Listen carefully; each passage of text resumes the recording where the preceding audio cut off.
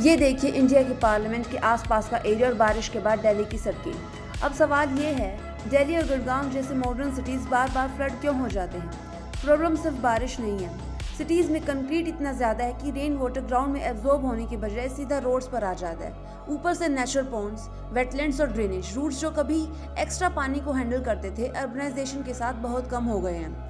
और जब एकदम से हैवी रेनफॉल होती है तो मतलब ड्रेनेज की कैपेसिटी भी एक्सीड हो जाती है। मतलब सिटी के पास फ्लाईओवर्स हैं, एक्सप्रेसवेज हैं, लेकिन पानी के लिए नेचुरल रास्ता नहीं है। इसलिए मॉडर्न सिटी होना और एक फ्लड प्रूफ सिटी होना दो बिल्कुल अलग अलग चीज़ें हैं। और दिल्ली से हमें ये साफ दिख रहा है कि फ्लड प्रूफ थोड़ी कम है।